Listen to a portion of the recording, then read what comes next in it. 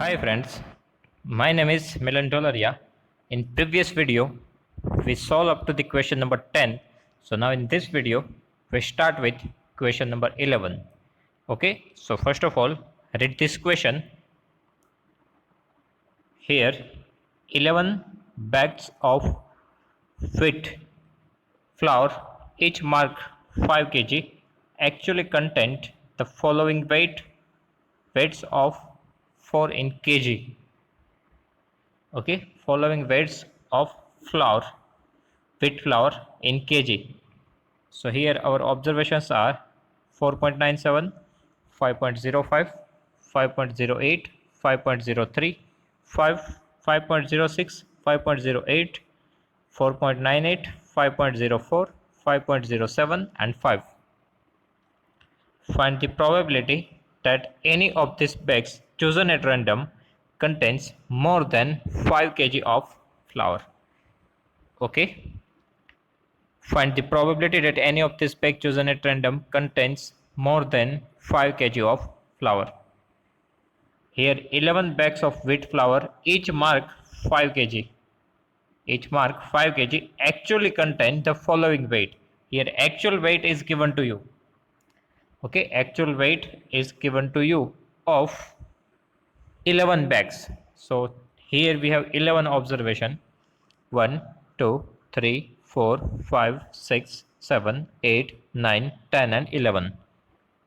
Okay, total 11 observations we have here, and from that we need to find the probability that any of this bag chosen at random contains more than 5 kg of flour. Now here we need to think about the two things, total outcomes and favorable outcomes.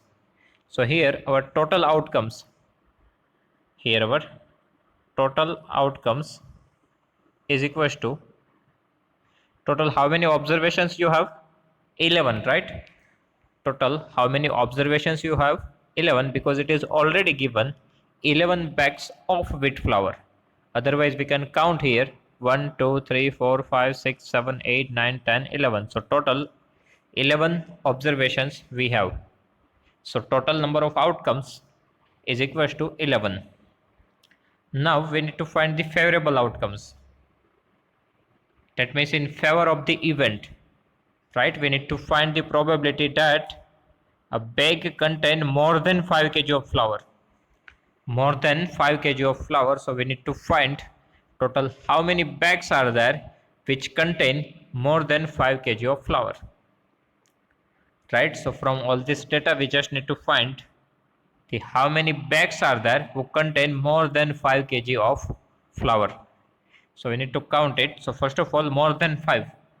So 4.97, it is less than 5. 5.05, it is more than 5, right? 5.08, it is even more than 5. 5.03, it is even more than 5. 5, we do not need to consider 5, right? We want more than 5, so we cannot take 5, right? We want more than 5, so 5 we do not need to consider here. Now 5.06, it is more than 5. 5.08, it is more than 5. 4.98, it is less than 5. After that 5.04, which is more than 5. 5.07, it is even more than 5. And 5 we do not need to consider here. So now total how many observations are there which have the weight more than 5 kg? Here total how many bags are there which contain the weight more than 5? So here just count this 1 2 3 4 5, sorry, here 6 and 7. So total 7 bags are there which contain the weight more than 5. So this 7 becomes our favorable outcomes. Okay, number of bags containing more than 5 kg of wheat flour is equals to 7. Okay, total number of observations, so total 11 numbers are there, so total number of observation 11, and favorable outcomes, a bag which contain weight more than 5, so total 7 bags are there, so that 7 becomes our favorable outcome. So finally probability of this event A is equals to favorable outcome 7 divided by total number of outcomes 11. Okay, favorable outcomes 7 divided by total number of outcomes 11. So this is the answer. Now question number 12. First of all, read this question. In question 5 of exercise 14.2, you were asked to prepare a frequency distribution table regarding the concentration of sulfur dioxide in the air in parts per million, that means ppm, of a certain city for 30 days. Using this table, find the probability of the concentration of sulfur dioxide in the interval 0.12 to 0.16 on any of these days. Any of these days. Okay. In question number 14.2, we already prepared frequency distribution table regarding the concentration of sulfur dioxide in the air in ppm of certain city for 30 days. Now we need to use that table and find the probability of the concentration of sulfur dioxide in the interval 0.12 to 0.16 on any of these days. Okay, so first of all, look at this table.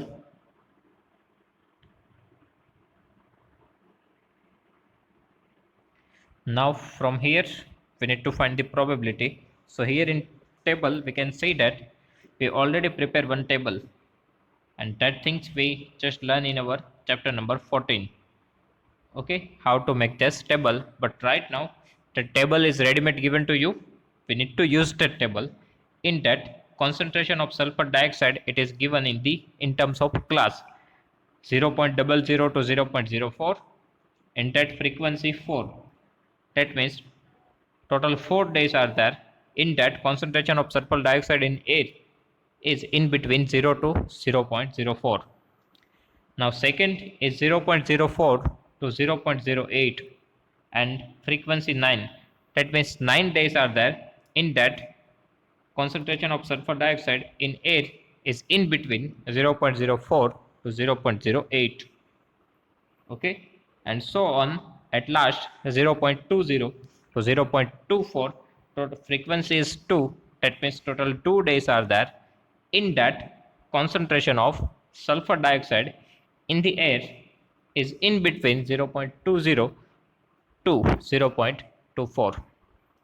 Okay, now here we need to find the probability for sulfur dioxide in the interval 0.12 to 0.16. First of all, here we need to find the total outcomes and favorable outcomes, right? So total outcomes, that means total number of days. Okay, total outcomes, that means total number of days. So we have here 30 days, right? So this 30 becomes our favorable total number of outcomes, right? So our total number of outcomes is equals to total number of days is equals to 30. Total is already given to you, right? Total of frequency. Okay, so total number of days, that means total number of outcomes is equals to 30. Now favorable outcomes. So now we need to think for the favorable outcomes. So in favorable outcomes, we need to check the interval 0.12 to 0.16 because we need to find the probability of that. Okay, so here we need to check the interval 0.12 to the 0.16. Okay, so now in 0.12 to 0.16 we have frequency 2, that means 2 days. So that 2 days becomes our favorable outcomes. Okay, if we check the interval 0.12 to 0.16, so we have the frequency 2, that means 2 days are there in which the concentration of sulfur dioxide in the air is 0.12 to 0.16. So that 2 becomes our favorable outcomes. Okay, so our favorable outcomes 2, total number of outcomes 30. So finally probability of event A is equals to favorable outcomes 2 divided by total number of outcomes 30. Okay, favorable outcomes 2 divided by total number of outcomes 30. Now we can simplify this. 2 with 15, so 1 by 15 is the final answer. Okay, here favorable outcomes 2, total number of outcomes 30, we can simplify it. 15 to the 30, so our final answer is 1 divided by 15. Okay, 1 divided by 15 is the final answer. After that, question number 13. First of all, read this question. In question number 1 of exercise 14.1, you were asked to prepare a frequency distribution table regarding the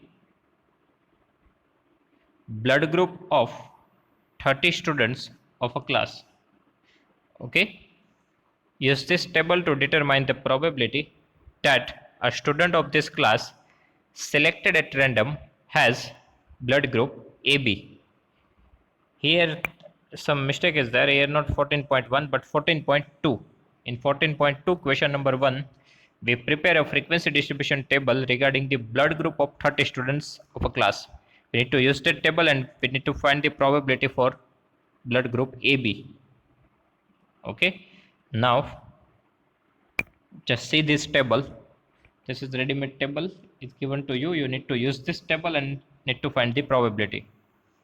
Now here for blood group A, number of students is equal to 9. That means 9 students are there who have the blood group A. After that 6 students are there who have the blood group B. After that 12 students are there who have the blood group O, and 3 students are there who have the blood group AB. One more thing is given to you. This is the blood group of 30 students. That means total number of students is equal to 30. Okay, total number of students is equal to 30 is given to you. And if you count in the table even, so there is even gives the total 30, right? At last we have the total 30. So total number of student, it becomes our total number of outcomes 30. Okay, so total outcomes 30.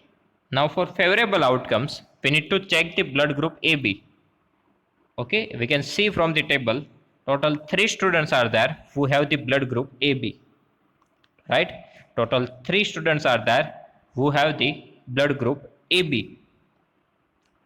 Right? So that 3 becomes our favorable outcomes. Okay? Because 3 students have the blood group AB. So 3 is our favorable outcomes. 30 is our total number of outcomes.